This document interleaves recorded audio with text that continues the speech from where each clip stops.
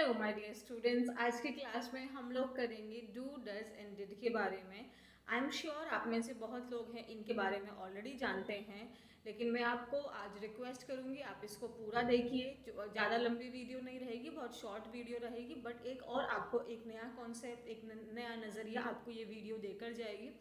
So stay tuned, and if you are new to my channel, then I would request you please subscribe the channel, share it as much as possible, and that's it. And like the video if you really like it. So now let's start the class. अब देखो, हमने आज ये सीखना है कि हम do does did को किस किस तरीके से यूज कर सकते हैं। देखो, मैं आपको बोलूंगी कि हम डू डज डिड को हेल्पिंग वर्ब और मेन वर्ब दोनों की तरह यूज कर सकते हैं। हेल्पिंग वर्ब की तरह यूज करते हैं, ये चीज़ तो आपको ऑलरेडी पहले से पता है। तो मैं आज कोशिश करूंगी आपको ये समझाने की हम इसे मेन वर्ब की तरह भी यूज कर सकते हैं। देखो, अगर आप किसी भी वर्ब को मेन वर्ब कह रहे हो तो उसको मेन वर्ब बनने में 5 फॉर्म्स होते हैं, जैसा कि आप लोग जानते हैं। तो क्या डू डज डिड के भी पांचों फॉर्म्स के कैटेगरी में ये एग्जिस्ट करते हैं? तो पहले हम उसी चीज़ को कवर करेंगे। तो अब देखो यहाँ पे, एक सेकेंड। जैसे एक होता है हमारा वर्ब का बेस फॉर्म, एक मिनट में यहाँ आपको बता देती हूँ। वर्ब का बेस फॉर्म होता है वो ओरिजिनल फॉर्म, जहाँ से आपकी बाकी जो वर्ब्स होती हैं वो आपका ओरिजिन होती है उनका। फिर हमारा होता है वर्ब का फर्स्ट फॉर्म, जिसको हम लोग प्रेजेंट टेंस में यूज़ करते हैं, और प्रेजेंट टेंस में ये हमारे प्लूरल सब्जेक्ट्स के साथ में यूज़ होती है, इसीलिए इसको प्लूरल वर्ब कहते हैं। फिर आपको ध्यान रखना है कि इंग्लिश लैंग्वेज में क्या होता है कि जो फिफ्थ फॉर्म होती है, जिसको फर्स्ट फॉर्म में एस या ई एस जोड़कर बनाते हैं, जो वर्ब होती है जो एस या ई एस पे ख़त्म होती है, इसको सिंगुलर वर्ब कहते हैं। ये नाउन के जस्ट ओपोजिट कॉन्सेप्ट हो जाता है, तो इसको सिंगुलर वर्ब कहते हैं, और इसको भी प्रेजेंट टेंस में यूज़ करते हैं। वर्ब का सेकंड फॉर्म पास्ट टेंस में यूज़ किया जाता है, वर्ब का थर्ड फॉर्म परफेक्ट टेंस में यूज़ किया जाता है, एंड वर्ब का फोर्थ फॉर्म आपके कॉन्टिन्यूअस टेंस में यूज़ किया जाता है। आई होप यहाँ तक आपको मेरी बात समझ में आ रही है। तो आगे का टेबल हम बना लेते हैं।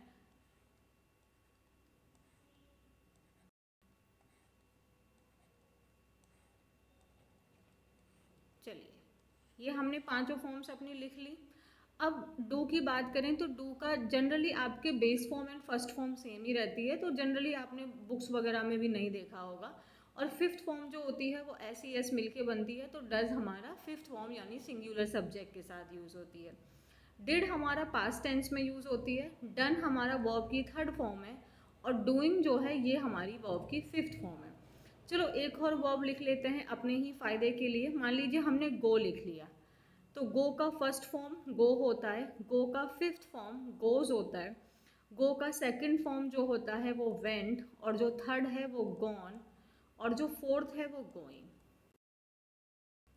जैसे मैंने आपको बताया कि जो फर्स्ट फॉर्म्स होती हैं फर्स्ट एंड फिफ्थ, उसको हम लोग प्रेजेंट टेंस में यूज करते हैं। हिंदी में मैं आपको बताऊं, बच्चे कंफ्यूज हो जाते हैं। जैसे प्रेजेंट इंडेफिनिट मतलब मैं रोज, जैसे जो हमारी हैबिचुअल एक्टिविटीज को बताते हैं, जैसे जो अब हिंदी में जिनको हम बोलते हैं इनके अंत में ता है, टी है, आता है, उनके साथ में हम इसको यूज करते हैं। तो ता है, टी है, ते है। जैसे कि वे खाना खाते हैं, अगर मैं पूछूं वे खाना खाते हैं तो इंग्लिश में हम लोग बोलते हैं दे। दे दे आपका प्लूरल सब्जेक्ट है, इसके साथ में आएगा ईट, एंड ये हमारा बन गया फूड। तो आपने यहाँ पे वर्ब का फर्स्ट फॉर्म लगाया और हमारा ये बन गया। अगर हम इसका नेगेटिव बनाएंगे तो इसका डे का क्या बनेगा? नेगेटिव में आप हेल्पिंग वर्ब यूज करोगे डू, दे डू नॉट, इसमें एक हेल्पिंग वर्ब और मेन वर्ब आ जाएगा ईट, फूड। तो हम लोग ये बात ऑलरेडी प्रेजेंट इंडेफिनिट में पढ़ चुके हैं कि जब हमने हेल्पिंग वर्ब मतलब नेगेटिव सेंटेंस बनाते हैं तो हेल्पिंग वर्ब के रूप में डू यूज़ करते हैं और मेन वर्ब के रूप में फर्स्ट फॉर्म यूज़ करते हैं। ये चीज़ हमने पहले ही पढ़ी है। अगर मान लो मैंने बना लिया वह बाजार जाती है, तो ये हो जाएगा शी गोज टू मार्केट। और इसी का अगर हम लोग नेगेटिव बनाएंगे तो ये बन जाएगा she does not go to market, कि वो बाजार नहीं जाती है। आप लोग जानते हैं कि ये वाला जो डज है ये आपका सेंटेंस में हेल्पिंग वर्ब हो गया डज, फिर हम लोग ने नॉट लगाया, और फिर हम लोग ने यहाँ पे मेन वर्ब के रूप में अपना फर्स्ट फॉर्म लगाया। ये चीज़ आपने ऑलरेडी प्रेजेंट इंडेफिनिट में पढ़ी है, बट आज हम यूज़ करने वाले हैं डू एंड डज को मेन वर्ब की तरह और फिर हेल्पिंग वर्ब की तरह। तो आइए फिर हम लोग अपना देखते हैं आगे। अब जैसे मैंने कहा कि वह अपना काम करती है, इसको कैसे बोलेंगे? वह अपना काम करती है तो हो गया शी। अपना काम करती है, करती है, करती है को क्या बोलेंगे? Does. She does her work. कैसे करती है? मान लो बहुत अच्छे से करती है तो मैंने लगा दिया प्रॉपरली, तो क्या बन गया? She does her work properly. वह अपना काम अच्छे से करती है, she does her work properly. Is it clear? इसको ना हम एक ऐसे कर लेते हैं, थोड़ा टेढ़ा हो गया मेरा। नेक्स्ट देख लेते हैं, इसी का बन गया एक सेंटेंस। अब यहाँ पे जो ये डज है ना, ये मेन वर्ब की तरह आया है और मेन वर्ब में फिफ्थ फॉर्म है। ये मेन वर्ब है ना कि हेल्पिंग वर्ब। अब मान लो मैंने सब्जेक्ट बदल के दे लगा दिया कि वे अपना काम अच्छे से करते हैं, तो ये बन जाएगा they do their work properly. They do their work properly, कि वे अपना काम अच्छे से करते हैं। तो यहाँ पे ये जो डू है ये आपका मेन वर्ब का फर्स्ट फॉर्म है, जैसे मैंने आपको टेबल में ऑलरेडी दिखाया। ठीक है, मान लो एक और सेंटेंस लिख लेते हैं। एक सेंटेंस हमने लिखा कि ही, मतलब मान लो किसी का नाम ले लेते हैं, राम। राम अच्छा काम करता है। ठीक है, तो Ram does good work. Ram अच्छा काम करता है तो राम डज गुड वर्क। तो यहाँ पे ये राम सिंगुलर है तो यहाँ पे ये मेन वर्ब है, ना कि ये हेल्पिंग वर्ब है। हमने लिख दिया हम लोग, मतलब हम अच्छा काम करते हैं, so we do good work. Is it clear? तो आप देख सकते हैं कि हम लोग पॉजिटिव सेंटेंस में भी हमारे डू एंड डज को मेन वर्ब की तरह यूज कर सकते हैं। अब हम बात करते हैं इनके नेगेटिव सेंटेंस की। अगर मैं बोलूं कि वह अपना काम अच्छे से नहीं करती है, तो एक तो रहेगा शी। अच्छे से नहीं करती है तो हेल्पिंग वर्ब आएगा डज। अब हमें मेन वर्ब लगाना है, तो डज अगर फिफ्थ फॉर्म है, आप लोग जानते हो जैसे गोज था तो गोज का गो बन गया, तो वैसे ही डज का क्या बन जाएगा? Do. She does not do her work properly. She does not do her work properly. अब ये वाला जो डज हो गया ये हो गया तुम्हारा हेल्पिंग वर्ब, और ये वाला जो डू हो गया ये हो गया मेन वर्ब का फर्स्ट फॉर्म। राम अच्छा काम नहीं करता है। राम अच्छा काम नहीं करता है तो Ram does not do good work. Ram अच्छा काम नहीं करता है, तो ये वाला डज हो गया हेल्पिंग वर्ब और ये वाला डू हो गया मेन वर्ब। यहाँ तक क्लियर है? यानी हम लोग नेगेटिव सेंटेंसेस के अंदर में डज हेल्पिंग वर्ब की तरह और मेन वर्ब की तरह हम लोग डू का इस्तेमाल करते हैं। तो आप लोग ये नहीं सोचोगे कि डज एंड डू एक साथ में कैसे आया, क्योंकि डज भी हेल्पिंग वर्ब है, डू भी नहीं। यहाँ पे डज हेल्पिंग वर्ब है और डू आपका मेन वर्ब है। हमने कहा वे अपना काम अच्छे से नहीं करते हैं, तो इसका बन जाएगा दे do not do their work properly. They do not do their work properly, कि वे अपना काम अच्छे से नहीं करते हैं तो they do not do their work properly. हम अच्छा काम नहीं करते हैं, we do not do do not do good work. हम अच्छा काम नहीं करते हैं, we do not do good work. यानी हम यहाँ पे नेगेटिव सेंटेंसेस के अंदर में डू प्लस डू यूज कर रहे हैं, और जो एक आपका डू है ये आपका हेल्पिंग वर्ब है और जो दूसरा वाला डू है ये आपका मेन वर्ब है। क्या आपको मेरी यहाँ तक बात समझ में आ रही है? अगर यहाँ तक आपको कोई दिक्कत नहीं है तो आप अपना एक एक सेंटेंस मुझे अपना कमेंट सेक्शन में दीजिए बनाकर, ताकि मुझे समझ में आए कि हाँ आपको मेरी बात समझ में आ रही है। यानी कि अभी हमने ये देखा कि हम लोग सेंटेंस में डू या डज को पॉजिटिव सेंटेंस में यूज कर सकते हैं मेन वर्ब की तरह, और हम नेगेटिव सेंटेंस में डज प्लस डू को यूज कर सकते हैं या डू प्लस डू को भी यूज कर सकते हैं।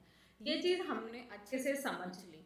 अब हम लोग जरा इसकी बात करते हैं, इसके इंट्रोगेटिव की बात करते हैं। अब हमें बनाना है क्वेश्चन।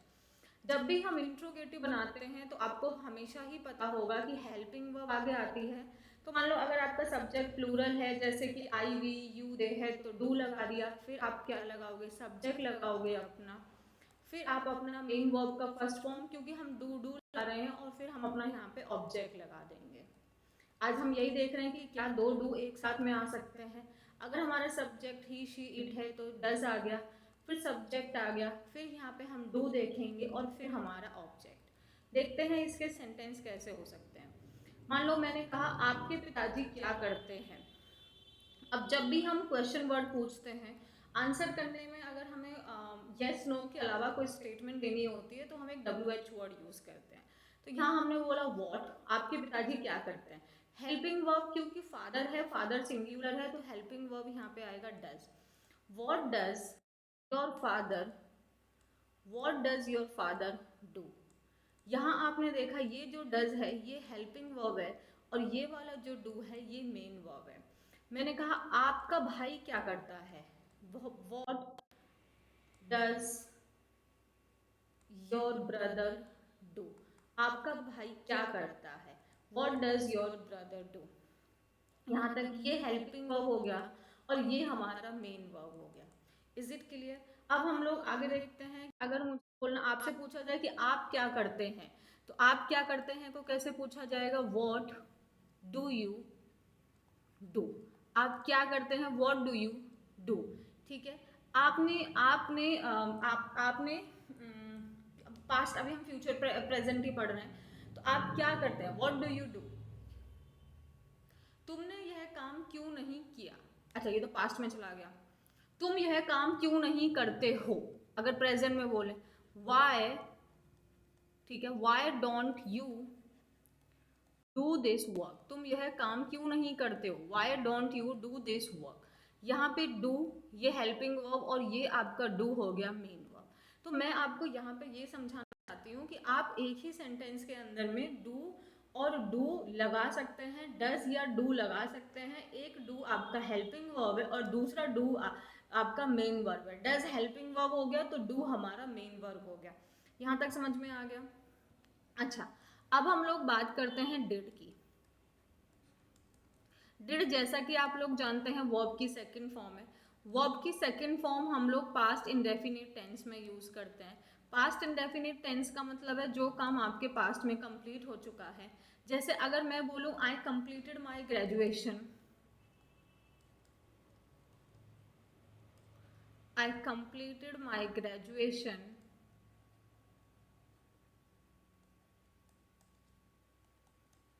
इन 2020। तो यहाँ पे जो ये कंप्लीटेड है ये वर्ब का सेकंड फॉर्म है। तो क्या मैं यहाँ पे ऐसे नहीं लिख सकती I did my graduation, I did my graduation in 2020। बिल्कुल लिख सकते हैं क्योंकि ये भी डिड आपका क्या है, वर्ब का सेकंड फॉर्म है। ठीक है। अच्छा मैंने यह काम किया, मैंने यह काम किया को कैसे बोलेंगे, आई डिड दिस वर्क। मैंने यह काम किया तो आई डिड दिस वर्क, मैंने यह काम किया। तुमने यह काम किया, you did this work. Subject बदल देते हैं, लड़की बना लेते हैं, शी ने यह काम किया, शी डिड दिस वर्क। तो आप लोग जानते हैं वर्ब का जो सेकंड फॉर्म होता है वो सब्जेक्ट पे नहीं डिपेंड करता है। सब्जेक्ट कोई भी रहेगा वर्ब का सेकंड फॉर्म ही आएगा। तो हम डिड ही लगा रहे हैं चाहे सब्जेक्ट सिंगुलर है या प्लूरल है। अब हम इसका नेगेटिव बना लेते हैं कि मैंने यह काम नहीं किया, तो हम क्या बनाएंगे, आई डिड आ गया यहाँ पे हेल्पिंग वर्ब की तरह क्योंकि नॉट हमने लगा दिया। अब मेन वर्ब में क्या लगाएंगे, फर्स्ट फॉर्म। आप लोग जानते हैं डिड के बाद मेन वर्ब फर्स्ट फॉर्म आती है। तो I did not do this work, मैंने यह काम नहीं किया। तुमने यह काम नहीं किया, you did not do this work. तुमने यह काम नहीं किया, you did not do this work. उसने यह काम नहीं किया, she did not do this work, यानी she didn't do this work. Is it clear. That means we can say कि in negative sentences we can use did plus not and the contracted form आपका क्या बन जाएगा इसका, didn't. और फिर उसके बाद में आप यहाँ पे हम डू ही लगा देंगे। ये तुम्हारा हेल्पिंग वर्ब है और ये तुम्हारा मेन वर्ब का फर्स्ट फॉर्म है। यानी एक ही सेंटेंस में आप डिड लगा लो अगर V2 की तरह पॉजिटिव सेंटेंस है। नेगेटिव है तो डिड प्लस डू लगा सकते हैं उसमें। अगर हम इसका इंट्रोगेटिव बनाए तो क्या बन जाएगा, क्या यह काम तुमने किया। तो इसका इंट्रोगेटिव कैसे बनेगा, हेल्पिंग वर्ब आगे आएगी। अच्छा, क्या यह काम मैंने किया, so did I do this work, क्या यह काम मैंने किया, did I do this work. क्या यह काम तुमने किया, did you do this work. क्या यह काम तुमने किया, did you do this work. क्या यह काम उसने किया, did she do this work. Is it clear. तो अब इससे हमने ये देखा कि हम एक ही सेंटेंस में डिड प्लस डू का भी इस्तेमाल कर सकते हैं। आई होप आपको ये चीज़ समझ में आ गई होगी। ये आपका जो प्रॉब्लम है कि हम नहीं यूज़ कर सकते, हम बिल्कुल यूज़ कर सकते हैं कि हम पॉजिटिव सेंटेंस के अंदर में भी डू, डज या डिड को यूज़ कर सकते हैं मेन वर्ब की तरह। दूसरी बात, हम लोग डू, डज एंड डिड को हेल्पिंग वर्ब की तरह यूज करते हुए, जो आपको ऑलरेडी पता है, और सबके साथ में हम लोग डू का यूज कर रहे हैं क्योंकि जो डू है ये हमारा मेन वर्ब। इसको हम यूज कर सकते हैं हमारे नेगेटिव एंड इंट्रोगेटिव सेंटेंसेस के अंदर में। तो ये प्रॉब्लम आपका रिजॉल्व होना चाहिए। जैसे मैंने कहा कि तुम क्या करते थे, तुम क्या करते थे, ठीक है। एक अच्छा, मुझे कमेंट सेक्शन में बताना अगर आपको ये वीडियो समझ में आएगा तो कुछ सेंटेंस बनाना। पहना, तुम क्या करते थे, ठीक है। तुमने यह क्या यह काम तुमने किया, वह अपना काम अच्छे से क्यों नहीं करती है। नेक्स्ट,